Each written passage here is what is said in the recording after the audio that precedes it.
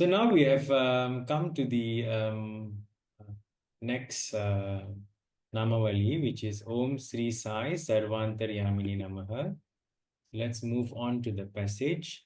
Can I get someone from group 2 to read the passage? Saram, brother, yeah, I can read it. Yeah. Bhagavan repeatedly stated that the indweller of all beings is God. He encourages us to understand and be aware of the oneness based on this principle. Bhagavan always addresses us as embodiment of divine self. He further states, first of all, you must understand that God is omnipresent. There is no place where you do not find God. The essence of the teachings of all scriptures is that God is present everywhere. Out of their ignorance, some people argue that God is limited to a particular place. It is impossible for anyone to describe divinity in full measure. God is one, but people may describe him in various ways depending on their feelings. Divinity is one.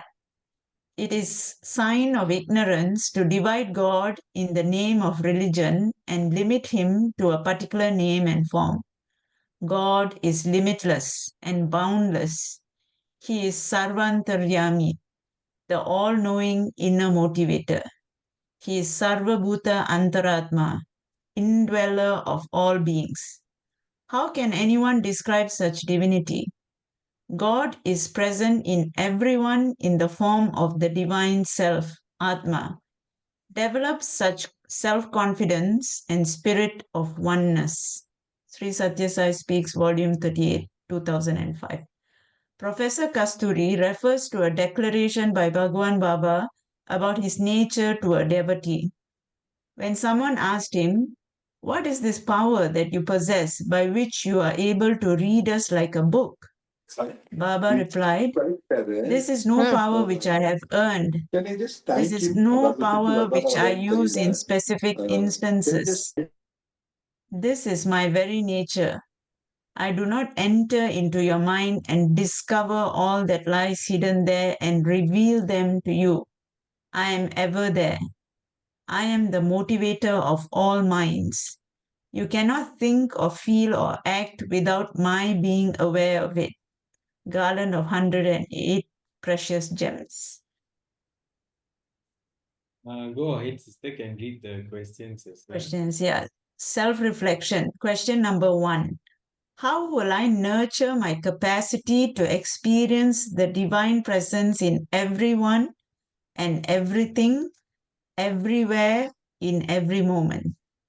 The second question is, how can I be aware of myself when I relate to people and circumstances at all times? Okay. Thank you, Saidam. Yeah. Thank you, Sister Sharmini, for reading that for us.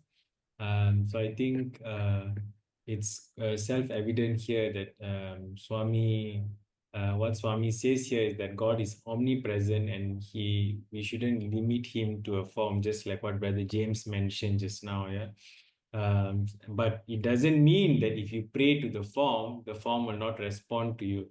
If there's also a documentary on how the Gayatri statue was created and how it was brought, and how they had the inspiration to create a Gayatri statue there. So I think it's worthwhile that everyone I'm not sure it's under what. I'm not sure it's either it's Oh My Sai or they have a special where Brother Pushti actually mentions about the Anuman statue, how it manifested, and then the Gayatri, the umbrella. I'm sorry, the umbrella Ganesha, how did it manifest? So the Lakshmi, how did it manifest? So there's every statue in Parthi has a story behind it, and you'll be amazed how it manifested the Gayatri Graha, or the statue. How did it manifest? It's just amazing, how somebody can get a dream of Mother Gayatri approaching that person, and Swami directs another person to ask that person, the father guides the son to ask the father or the uncle who came in his dream. And then this person doesn't know and went and asked the uncle or the father. I can't remember the uncle or father. And then that person said his mother Gayatri who came in the dream and blessed him. And that is why the Gayatri, that's how it manifested. So it's more detailed than this. So it's worthwhile watching, you know. However, I also think there's a depth to everything. It cannot just be superficial in the sense that like God is formless. We can conceptualize that. I think we can understand that in experience as well. Because when you sit down with yourself, you will realize that you are actually formless as well. So because you can be aware of the body, you can be aware of the body moving, you can be aware of every other thing around, and you can even be aware of the sense of I am, which is limitless, and that's your true nature. So, having said that, there's also a depth to everything. And if you look at the evolution um, of of this of human evolution, people used to pray to rocks, people used to pray to trees, people used to pray to suns and all. In one of the Shivaratri lectures, discourses, sorry, Bhagavan very clearly mentioned that before all these forms came about, people used to worship um, the elements and also used to worship the nature. And so similarly, it is where your attention is spent, where your feeling is spent and put, and the universe will reciprocate that, you know. But having said that, we don't know, because we tend to believe that there's also lokas, and we're not sure if Mother Gayatri is one of the goddesses who live in that loka. And there is one book on Mother Gayatri. It's called Gayatri. It's called Gayatri something something. I can't remember the next line, but it's a wonderful book. Everyone should read it. And it says that so many sages has been touched by the form of Gayatri, as in Mother Gayatri has come to so many sages, especially when they turn to Brahmachari. All the while they have been in desire, and the moment they leave everything, Mother Gayatri comes and bestows them with the ability to harness the essence of the Vedas and so many other things as well. So I always think there's a depth to something. It cannot be just superficial, as Mother Gayatri has 5 heads, so 5 head means some 5 things. So does it mean that she doesn't actually have a form? So we need to really go in depth to experience, rather than I mean, of course, there's always meaning to everything, but maybe keep an open mind and see, in your experience, everyone has their own journey, and in your experience, how does this manifest, and how does this come together?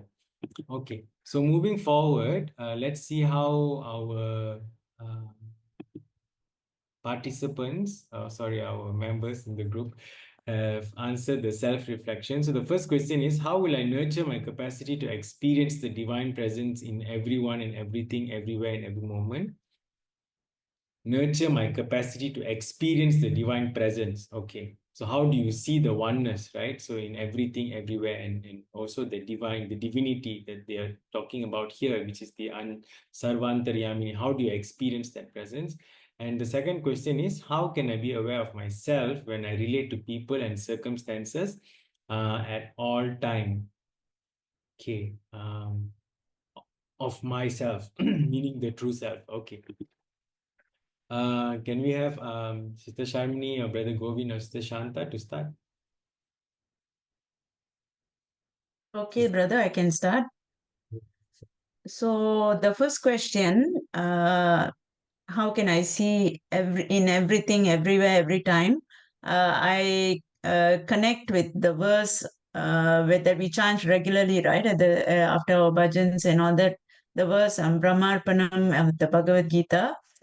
So I see that all is divine and everything is Brahman. So the person who is offering is Brahman, what is being offered is Brahman, what is being evoked is Brahman, everything is Brahman.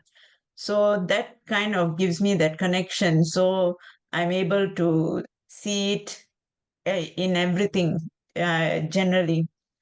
And the second question comes from the Mundaka Upanishad, the two-bird story that we've discussed previously. So there's the higher bird and the lower bird, right? So the lower bird is fully in samsara and is going through the whole karmic cycle and everything. But the higher birth is like the Paramatma, right? So it's just a witness, it's just a Sakshi there, right? So the higher birth is engaged in the world, but not entangled in all the activities.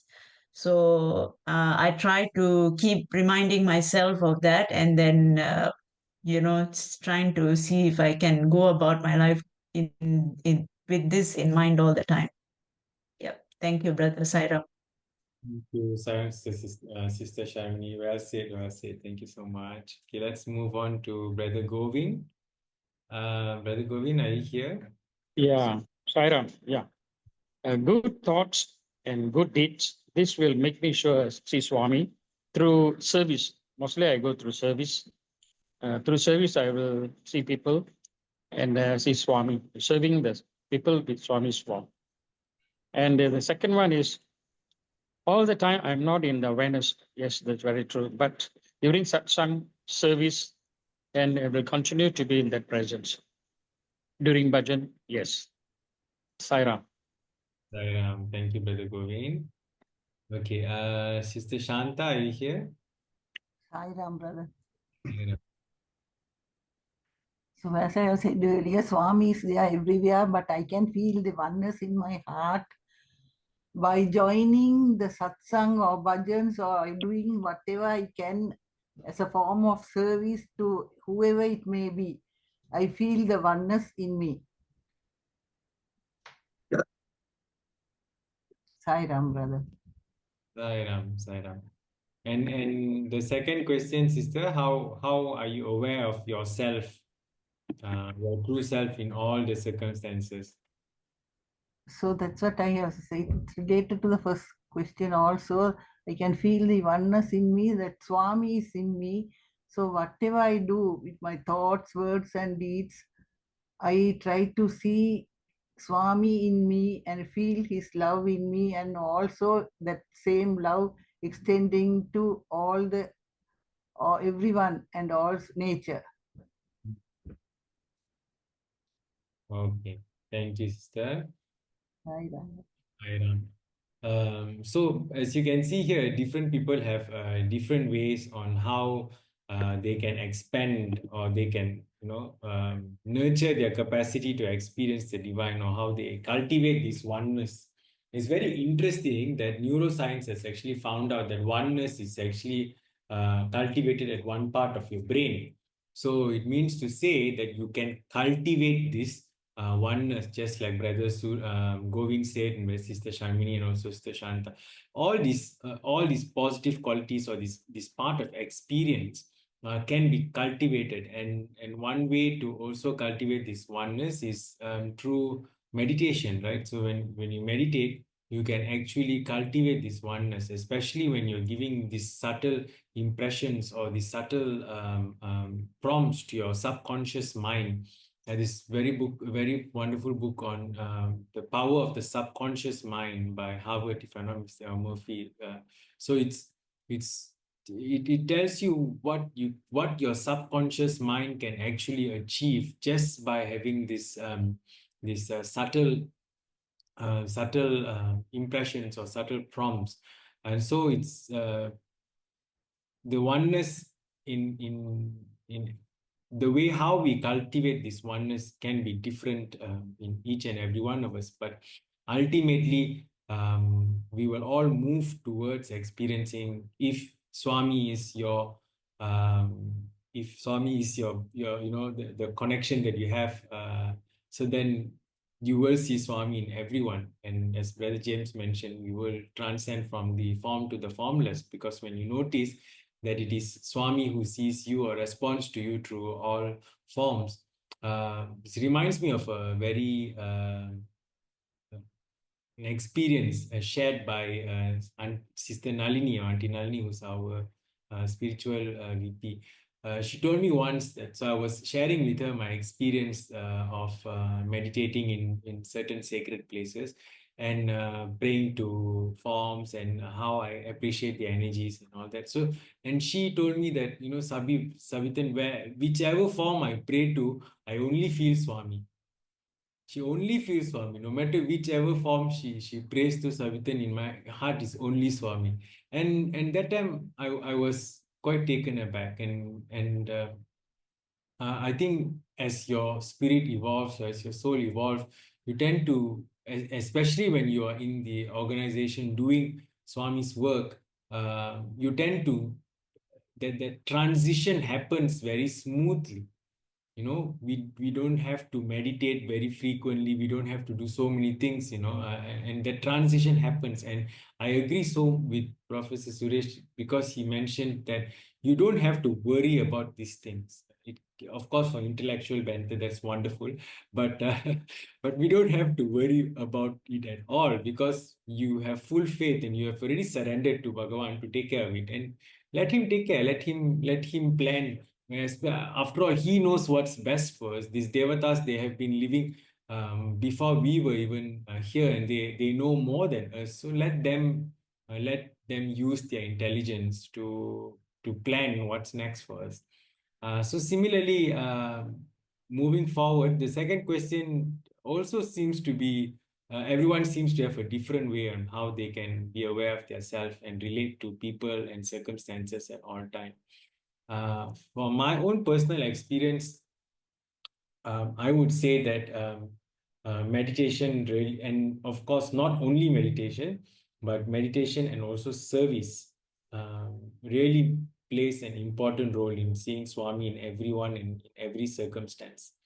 And especially in my patients, to be connected to Swami through my patients. And every moment I practice that, especially when I see each patient, I invoke Bhagwan, and after the patient is over, before I sign and chop or the medication or anything, I will invoke Bhagwan again, because in this way I am constantly integrated with him, that the awareness is not cut throughout the interview, throughout my sessions with my patients, even if it's in the ward or what. And it has, and so many things has changed. So many things has changed.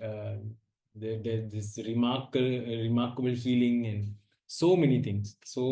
Yes, the miracles are countless. So for me, it's about like, just like everyone mentioned, meditation. It's about service. It's about whichever marga which takes you across. So it's very individualized and also quite general for everyone as well. Okay, so let's go through the significance and benefits of this chanting this name. So some of the benefits of chanting this Namavali is, first, you get to enhance your connection with the divine within. I always, not no or believe, maybe it's no. I know that Swami always, at least in this body mind's experience, he always has things planned for my experience. So in the sense that once you surrender, you enjoy everything which comes, because everything is, after all, he's prompting. It's like a game. You're playing a game with him, and it's wonderful being in his presence at all moments. And just before we decided to do the Namavali, the 108 Namavali and self-reflection, somehow or other, I have been chanting the Namavali for every day for, I think, 2 to 3 years now, or maybe more than that. And as I used to chant them, I used to just chant them very superficially when I was driving the car, the first year or something. And then second year, you memorize all the Namavali, you know everything, all the name, and which comes first, which comes second, and all that. But you never reflect on it, So once just before this study circle started, the study material was circulated, I started to reflect on it. It just happened very spontaneously during the meditation. It's like when you meditate, you get to use based on whatever you're experiencing in that particular moment or in that day, you can call up to Bhagavan, you can call out to him, like, Prematmani Namaha, Premamurte Namaha. So when the moment you start to connect with him using his names, you start to feel the love really like expand during your meditation session or even your prayer session.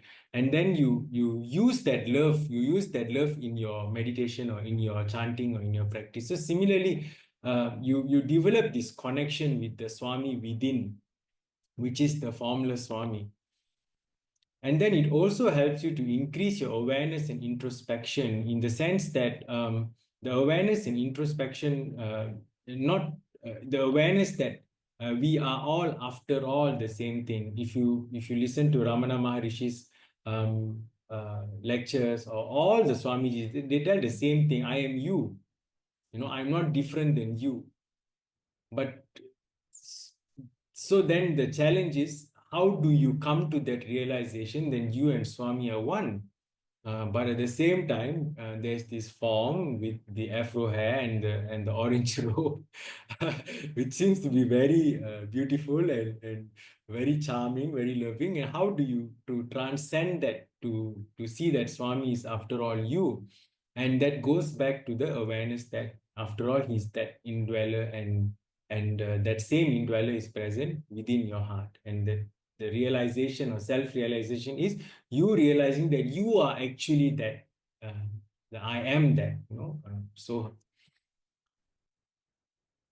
and oneness in the sense that, as Swami mentioned, that when you realize that you are, after all, that which is experiencing through all the various forms, not only in this loka, but all the other lokas, not only to the beings, divine beings, but to everything, to the entire conscious experience itself. You are that which experiences, you are that which witnesses, you are that which creates that consciousness. You are not only Shiva which witness, but you are also that Shakti which creates that as well. So that understanding has to develop, and it can be difficult, but I mean, it has to start somewhere. And as long as you see yourself progressing towards that, especially in your experience, a lot of things, I mean, you are on the right path. I think Brother Vincent asked a question like, how do you know, like, you are doing your meditation is the right meditation or the wrong meditation? Of course, to follow a guru, but also through introspection, to see whether you are moving towards all that has been shared in our satsang or not. Are you feeling that on oneness? Are you feeling the connection within Swami? Are you feeling that increased self-awareness, as to the extent that you know what's happening in your life?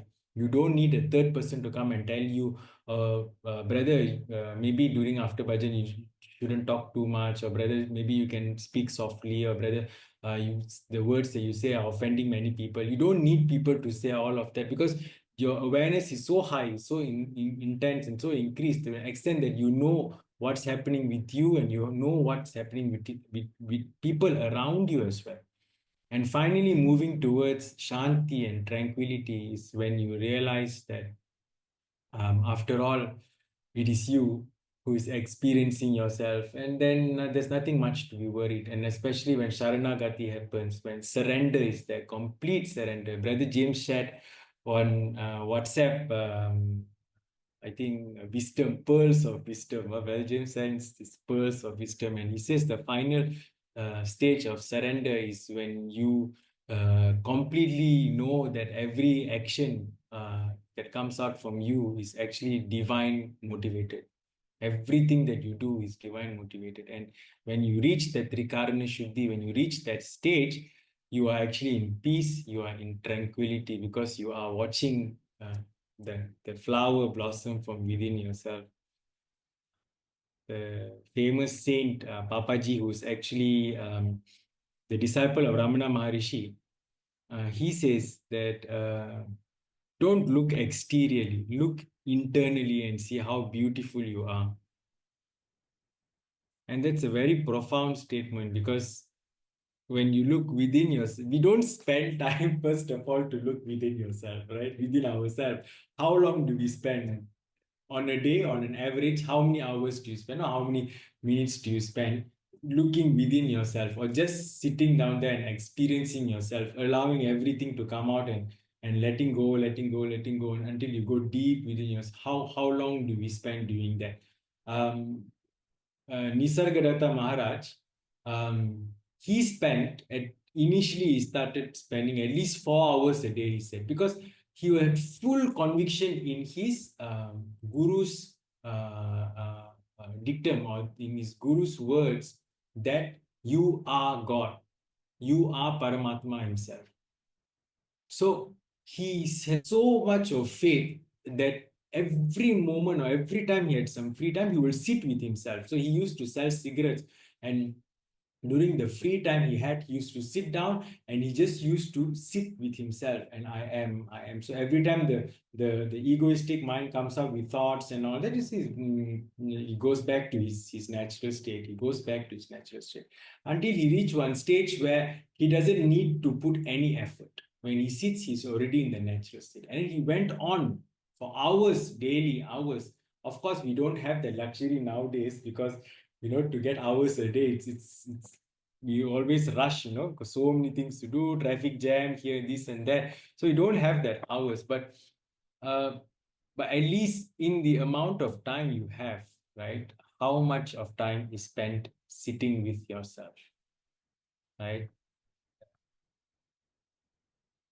Sometimes I think the fear of dying gets completely, not, I don't think, I know that the fear of dying just gets completely obliterated, or just disappears the longer you sit with yourself, because you start to know that you actually transcend death and birth. And that realization is a wonderful realization, experientially speaking. So these Namavalis are like a key of connection. It brings you deeper within your own self, and finding finding Bhagavan within the depths of your heart.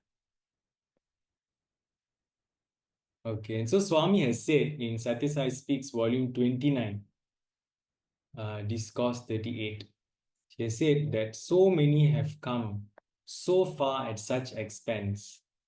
Will they shrink from walking a few feet towards Swami? So many who have come so far at such expense, will they shrink from walking a few feet towards Swami? But to demonstrate that I am free from ego, I am acting in this manner to teach you a lesson. I have no feeling of attachment to anyone, to treat some as mine and others as not mine.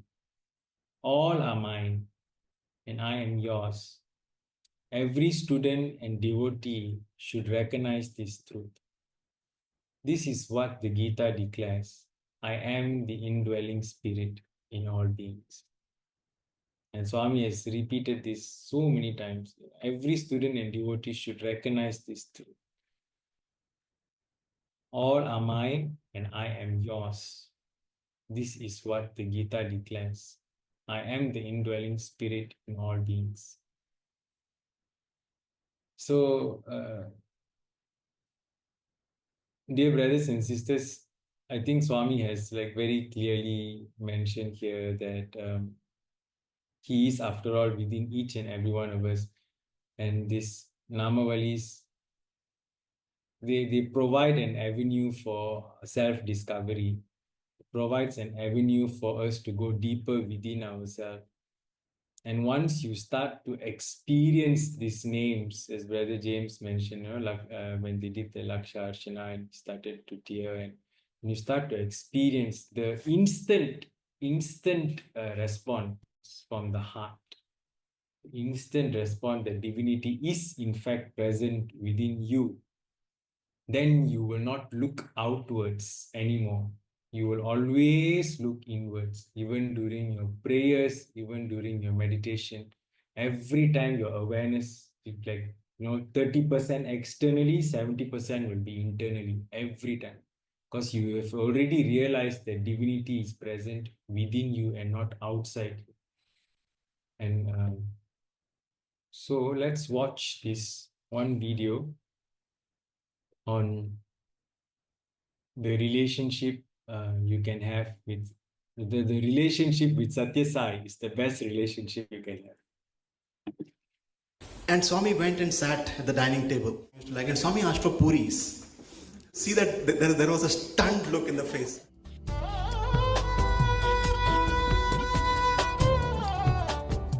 I had gone once. We had the good fortune of visiting the home of a very elderly devotee in Bangalore. This was sometime in the early 2000, and Bhagwan had taken the car and we had gone across the city. It's about an hour's drive. We had gone to this lady's house, a very, very short lady, but a very ardent devotee of Swami. The moment Swami got down from the car, this lady, the friendship, the right, that beautiful relationship that God and that some devotees have with God, she immediately held Swami's hand, took Swami's hand under her armpit like this, under her underarm like that, and then she took Swami around. She could barely walk. Okay, she could barely walk, but she was holding Swami and making, helping Swami to come in. The images is etched in the mind's eye of this wonderful lady, walking in and taking Swami inside. And inside, there were all children here, and they were all the children and the grandchildren, probably a few great-grandchildren, toddlers. And Swami went and sat at the dining table. There was a big spread of things. Rice and chapati and ragi, everything that Swami used to like. And Swami asked for puris. And these people, you could see that there was a stunned look in the face. They had not made puris. And the beauty is, Swami told, no, don't worry, I'll wait, you go and make the puris. What a beautiful relationship, where we could sit here, Swami wanted to spend time with the grandma. Okay, and Swami is talking to them. We could hear the vessels falling in the kitchen and the panic inside the kitchen. But Swami was having that one-to-one relationship with this elderly lady. The puris came, the dinner, the lunch got over, and the children in their enthusiasm, they were trying to show. They wanted to telling Swami, see, our grandmother is so devoted that she's at this age she's trying to learn Bhagavad Gita. So, Swami said, very good, very good. Can you tell the Bhagavad Gita? So, very haltingly, she just chanted out the first Dharmakshetre Kurukshetre Samaveta Yutsavaha Mamaka Pandavaschaiva Kim Kurvata Sanjaya, she told. The first sloka of Bhagavad Gita she narrated. Swami told, Ante Chalu. That is enough. That is enough. You have understood the essence. You have understood, you have put in the effort. You have that direct relationship. Ante chalu, yemi chadu nakkarledu. There is no need to read anything more.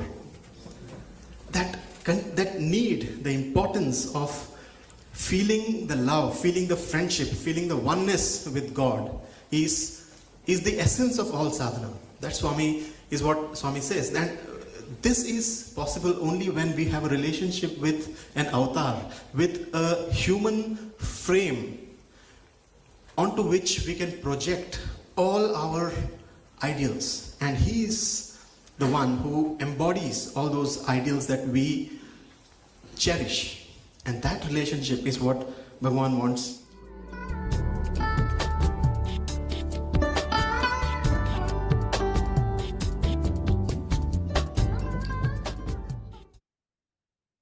Okay. Thank you for watching this video. It's a wonderful video of Brother Satyajit sharing how this it's a direct connection with Swami, and sometimes there's no need to do so much, we can get caught in like a spiritual anxiety. And I can remember very clearly, there used to be a time in my life where I used to be so anxious about like, when am I going to reach the formulas? When is this? How meditation, this, that, and this person knows all the vahinis that.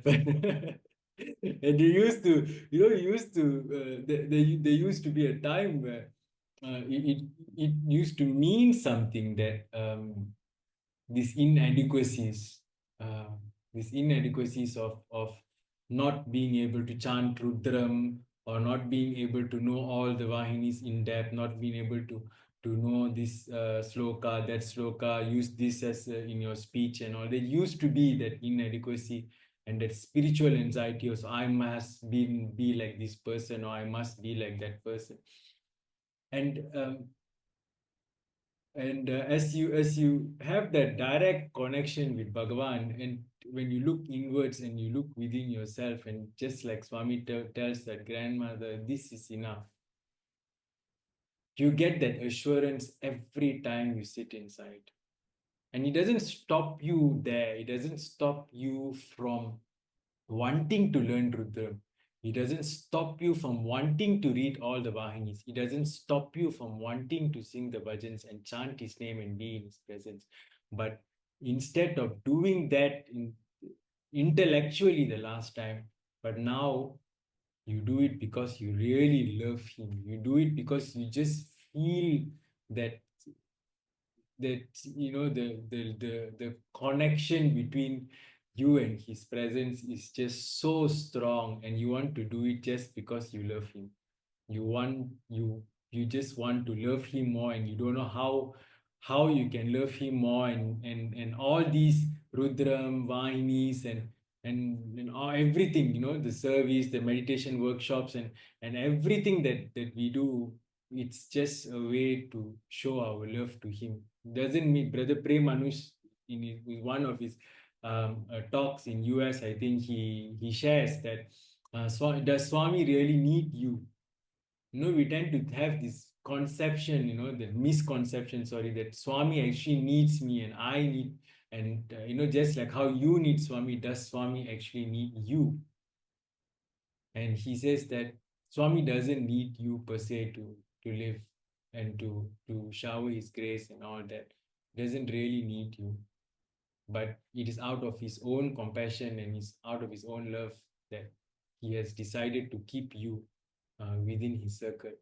And I feel, the guilt of not reciprocating this compassion, this love to Swami, and reciprocating this love not only to that form, but to all the devotees, to every single one who is listening in this satsang, to every single person who we go and serve, just like Brother Govind does, and he sees Swami, and every single person Sister Sharmini shares her knowledge with, and every single person Sister Shanta cooks for at home and helps. We all express our love in the way we know and in the way we feel connected to Bhagavan. And so with that, thank you. And so so just to conclude, from Satya Sai Speaks, Volume 23, 1990, Swami says that every time before you do anything, you have to put to yourself this question. I am the indwelling divine Atma in this body. As such, is it proper for me to do this action or not? Swami says, before you do anything, you have to ask yourself, you have to reaffirm and ask yourself, I am the indwelling divine Atma in this body. As such, is it proper for me to do this action or not? You have also to determine whether the particular action is proper or improper. Only then you will be using the body in the right way. You dare not use the body according to your whims just because you have got it. Okay, do we have time for another video? Okay, we do have time for another video. Let's watch this video. Since we are discussing on Namavalis, brother Pravina here shares on his experience of Namavali, and it's a wonderful video.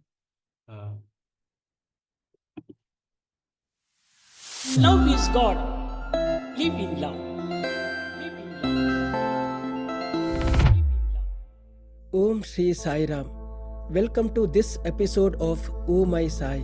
In the year 1994, I had brought my sister's daughter to the primary school for writing an entrance examination for the class 2nd. She wrote the entrance examination, all the formalities were over, and we are returning to our hometown. So from Puttaparthi, we are going back to Mangalore. From Bangalore, we took a bus. It was at night at around 10 o'clock, and the bus was supposed to depart at 10 o'clock, but the bus driver came 15 minutes late. As the driver came and started the bus, and he was in a hurry, we could make out both myself and my niece were sitting right behind the driver. The bus started very fast, and the driver accelerated to a very high speed. After about half an hour, the driver lost control of the bus. The bus started moving this side, that side, swayed, helter-skelter, and he also was really very much perturbed. He was anticipating an accident, a terrible accident, and he started screaming. We were sitting right behind the driver, and then we also thought, even I thought, some mishap is going to happen. So I merely held my niece, a little girl of 7 years old, held her very tightly, and then I loudly said, "Swami, Swami." Seconds later, we found the bus had fallen down the slope around 50 feet and fallen down and very mysteriously landed normally on its wheels, defying all the gravitational force. It was a terrible accident, but Swami made the whole bus halt in the normal position. The watch which Swami had given to me during the 60th birthday time, it was a small, simple watch with a black and white dial, that had broken down and had fallen down. And I think it looks as if the watch had taken the brunt of the accident and nothing major happened to any of the passengers. In fact, nothing happened to my niece, a little girl, and I sustained a very small bruise on my body. Late at night, around 11:30, we somehow managed to climb up the slope, managed to come up onto the road, and then got into another bus and departed to our hometown. Now this shows the very name of Bhagwan is really very, very powerful, very sacred name that has the power to protect each one of us. But the story doesn't end here. I think around 2 weeks prior to this incident, when we were there at home in Mangalore, one pious gentleman had come to our house all at once. It was around 11:30 in the morning, and he came straight away to our house, and he called myself and my brother out. There is a sofa, and he asked us to sit down there, and we were surprising what is happening. But he looked at me, "Yes, you are going to have a terrible accident shortly, and it's very, very dangerous one. But doesn't matter. I'll give you some solution, remedy for it." And that person actually was looking very, very like renunciant, wearing orange dhoti and orange shawl. And he came and sat, and he was telling, "Be careful. but nothing to worry. I'll give you something which can protect you. On asking, come on, what is that? Please help us. And he immediately took a tayata, a small metal container, cylindrical metal container, having some tantric power in it, and then he gave to me. And then he said, wear this all the time. Have this even at night also. You should have it and ensure that you never lose it. I obeyed the words that the person had given. All the time I used to have this tayata along with me. And in fact, I thought because I may lose it, I put a sacred thread and then tied this tayata around my waist only, so that it could remain in my body all the time. Yes. Then person, on curiosity, we started asking him, who are you? And can you tell me something more about this incident? Then he said, no, I'm in a hurry. I have to go to Dharmasthala. Dharmasthala is actually a temple, a very sacred place where temple of Lord Shiva in the name of Lord Manjunatha is there. And it's very, very famous temple, and thousands of devotees visit this temple every day. And then he said, I have to go back to Dharmasthala. And then he immediately, after giving this tayata, the sacred instrument, he left the place. Even today, it is a mystery for me why he came and why he left in a hurry to same Dharmasthala, and all these remain a mystery to me. But I have a very strong faith that it is Swami who has come in the name of this saint, in the form of this saint, and then gave me a protective tayata and ensure that my life is really saved. So that's how we can see Bhagwan in the form of Lord Shiva, in the form of great Lord of Manjunatha at Dharmasthala. He has saved me, and now the very name of Lord Sai, when I uttered Swami, Swami, he could protect not only me, my cousin, but all the passengers in that bus. Swami, really I remain indebted to you all the time. Let your blessings be on everybody and your name be uttered by everyone for sanctifying their own lives. Jai Sai Ram.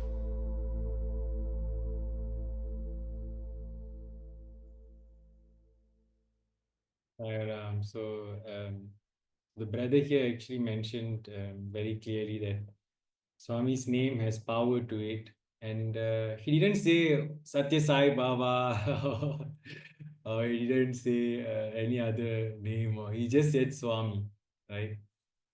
And that intelligence recognizes when once you call, that's why it's intelligence, right? So the intelligence recognizes that regardless of whatever name you call, it is that same intelligence which responds, and as evident as this brother's story. And I'm very sure we have every single one of us in this satsang, we have all gone through experiences similar to this brother on how Bhagavan actually saved us from so many things in life. And so with this note, I would like to extend my heartiest gratitude to Bhagavan for giving us this opportunity to speak in this manner and to share knowledge in this manner. Hopefully, the satsang will go on and we'll all be, experiencing love and devotion and bhava and all this, whatever needs to be experienced as we progress. So with this, Sai Ram, thank you. Back to you, Suresh. Right. Thank you, Dr. Savithan. Very nice presentation. The videos were also very, very good. So anybody want to ask any questions or comments? Sairam. Okay, the discussion is very interesting. I think there are a few points somehow all interconnected. Let me just lastly run through the summary here. Brother Govind said the good thoughts and good deeds, get connected to Swami. Sapitan said Swami planned our life, something like that. I think we know all this. He planned our thing, although sometimes we go to up and down and all that, right? And then Brother Sabita also said, you know, I think he was saying Namaḥ, I'm not very sure the name. The Swamiji that meditate for many hours, but nowadays we can't. We also know that Swami always say it's not the quantity, but it's the quality, right? So nowadays you don't need to meditate 4 or 5 hours and all that. In the older time you might have, but in the modern time you don't need. So probably 10, 20 minutes is more than enough. It's the quality, the heart, the bhava that you wanted to meditate, you know. And then there is this, I'm the Akma. So sometimes before you do something, Sabina said, is it okay for me? Is it proper for me to do this? So these are all the things I think most of you are experiencing, and we are going through all this, you know. But I want to share one recent experience. See what solution do you have. Now in center, we have many type of people. I like to mention 2 leaders. One is a sister, very good, doing all the seva, everything, and someone the leader also. But sometimes she does has a bit of ego, you know, a bit of ego. There was twice that I saw, you know. So what I did was, when I saw she has this ego, when people with ego, you can't simply talk to them, it's not easy, you know. You can get scolding to them. Yeah. So anyway, before I talk to this sister, I said, I got something to talk to you. You don't get angry. I said, you tell me. Then I told her, James, I understand, you know. So she's okay. But there was another time where, you know, her ego was so high. I said, I don't care. This is me. I want to do like that, you know. Then I do my part. When you do something wrong, I just have to tell you, you know. So I didn't argue with her. I said, sister, up to you lah. You know, if I were you, I will do like this lah, you know. So I don't care, you know. Then later, 10, 20 minutes later, she came and see me. James, you don't get angry. I sometimes like that is because my ego. I know it's my ego, you know. So she also calmed down, you know. I just want to take the the pressure out of me, you know, the air out of me, you know. So ego just take it out, you know. She actually shouted in front of me, you know.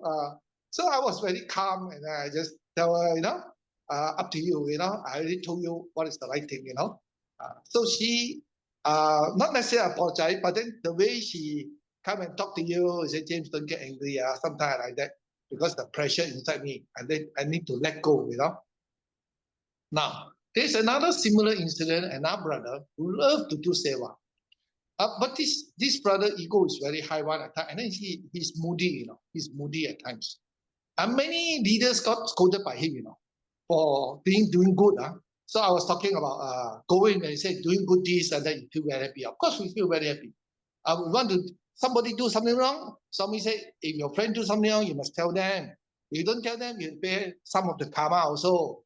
So it becomes our habit, you know. When we see some of our, you know, our center people not doing the right thing, doing the wrong thing. You know, as a leader, we have to correct them. You know. But to correct them is not easy, you know. Like his brother, moody and ego very high, but he does a lot of good seva. And many center people know his character, you know. So many also try to help him, and they also get scolding from him, you know. So very, very funny thing. So just 2 weeks ago, see what you want to suggest. He did something wrong in the center. So after the bhajan, I just nicely talked to him. I said, brother, I will tell you something. You don't get angry. Well, straight away he got angry. You know. James, I know what you're going to tell me. You do your way, I do my way. I was shocked, you know. I was stung. Wow, this brother, I didn't even tell him what, you know. He said, I know what you're going to talk, you know. And then no further discussion. So the next few days, you know how bad I felt, you know. Wow, this brother, how to help, you know. Just want to tell him something that he can improve himself. Don't even have a chance, you know. Okay, now open to you all. what will you do to solve the issue? I think he knew he did something wrong. You know, because he said, James, I know what you're going to tell me, you know, but I like to do like that. You do your way, I do my way. Of course, you as a center leader, you get hurt lah. So how are you going to solve the problem? Sairam.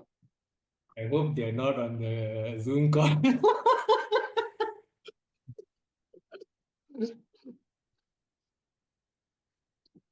Sabina, can you hear your answer? Please speak properly. I think Suresh Anna should answer the question. No, give it. What do others think? Any comments? Saran, brother. I was listening to this lecture of Shivani BK, the Brahma Kumaris, and she tells a very good solution. That she said that our mind is divided into 6 few folders where we take the sanskaras from previous birth. Then we have our own willpower. There's one folder. Then one is our family. One is outside environment, and 5th one is our pure soul. So what she says that in these sort of situations, first of all, we have to understand that the other person is in pain. That's why he is behaving. So, and if we get hurt and we start giving the answer or thinking about from the same folder of our worldly or previous sanskaras, it is not going to make the things more better, because what we are doing is, first of all, we are reinforcing ourselves with that anger, and at the same time, we are sending that vibration to the person. So his anger is also getting more and more developing in the same direction. So best way is this, that to send light and this thing from the pure soul folders, where we are full of peace, and thinking that we need to send the love to him. So it helps us two way. First of all, it closes our folder of where anger is there, from which we have achieved from the previous birth or whichever this birth. And secondly, when we are protected from that, so that impression is not reinforcing. And then when we start sending this love, somewhere in the feeling of that person, this love and peace will go, and he will start to feel that he has done something which was not proper, and it will bring change. So, but I know this is the big saints, they can do it. We are not of that stature. But the thing is that if we start practicing this sort of attitude in ourselves, maybe first of all we will be peaceful and we will not get agitated.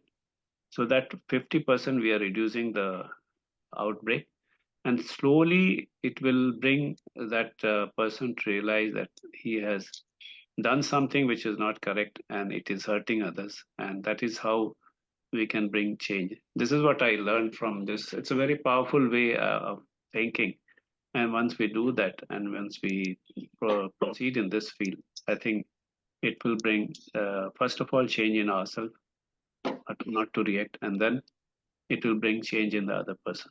This is what I learned, Saira. Thank you, Manush. Anyone? Saira. In life, all these things happen. You have to take it easy. Don't take it too seriously. Everything is passing now. Sometimes it will remain there, then it will vanish. So no need to take it so hard. Take it easy. So that's the one Swami told in a discourse. He told that in Kali Yuga it's difficult to meditate. So he told not to waste time. Just concentrate on service and all. So all can't do all. Some are good at one thing, some are good at another thing. So like that. No, don't take too seriously. Maybe they had something in their That's why it came out like that. See, I must forgive and forget. If you take anything serious, you can't do anything. When at home or in the center or anywhere, it is like that. Don't take it too serious. The Swami is there. If you have a loving, unconditional love in your heart, unconditional pure love in your heart, everything is okay. You know everything. When you have that in your heart, you know Rudram, you know meditation, everything. Gita, all. That is the main thing is that love, unconditional pure love. When you have that in your heart, you will cover everything. So it's a love that matters. You must care for, you must see yourself in others. Then you will forget. We also get angry. We also get angry. Nobody's perfect, that sort of thing. Sai Ram. Thank you, sister. Actually, what you say is true. Take it easy. And saying it easy, but actually the next few days, even I meditate, his image was always in my mind. I can't even, I just do meditation, but the whole meditation is like, he's always in front of me, But of course, not to react. We don't react. We're actually finding solution, right? I think taking easy is the first step, but it's never easy. But the thing is, do not react, which we do, right? But we do get disturbed, right? But what is the final solution? Okay. So can I, Billy, can you just let me share a slide, please? Oh, sure. You can share actually. Okay. I just want to show you this because I feel that this was what Sabitan also shared. Can you see? Can you see this? Yes. Okay. So I really feel the essence of this particular thing is this particular picture which Sabitan talked about. The one of the participant, I think, talked about the two birds. And this is stated in the Upanishad as well. Very common. It's a very common analogy, but it's a very powerful energy. It is the essence of what life is all about. Actually, I mean, this is my own thinking of this subject. In the early Yuga, in the Tirtha Yuga, Satya Yuga, you'll find large percentage of people being in the higher awareness. As time goes by, from one Yuga to one Yuga, percentages fell to the lower bird. And then the higher bird only had smaller amount of percentage, But in those days, more and more people were in the higher bird. That means higher bird is the awareness, the pure awareness as a witness looking at the lower bird. So when we now live with the lower bird, with this consciousness, always living in the world, always attend to it, and very small percentage of higher awareness. So this is what the dichotomy of the whole thing is. So even that experience that what just now James talked about, or any difficulty that we have, we go back to this bird. When you have a difficulty or when you have a challenge with anybody, we must look back to see these two things. The lower bird is receiving all the karmic residue that has come into our life from past lives. Anybody who is reacting to us, as what they say, the inner world is what that projects the outer world. So the inner world must make an adjustment because the inner world projects whatever it is and the outer world is there. So first quality of any devotee or anybody is we should not, the person outside is a result of my projection. It is not my fault. It is my presence that is now creating this. So acceptance becomes the first principal factor. So when you come to accept, you start moving to the higher bird, higher consciousness, witness. When we are in this pure consciousness and tries to be this, pure consciousness has a way to resolve your present issues of the lower bird. The higher mind have a higher responsibility to ensure that there's order and system in the world. So our sadhana, meditation, japa, tapas, and all these things that we are doing is to move our lower consciousness to a higher consciousness to attain a witness mode state. There we become non-judgmental, we experience bliss. In that experiencing of that bliss, the outer conflicts will start to become lesser. When someone recently came to me and there was a lot of problems he was having, I was telling. So I said, why are you consistently having issues and problems? Is because something is not right in the pattern, inside pattern. You have to change this. Otherwise, you'll be continuously attracting all kinds of conflicts in the world outside.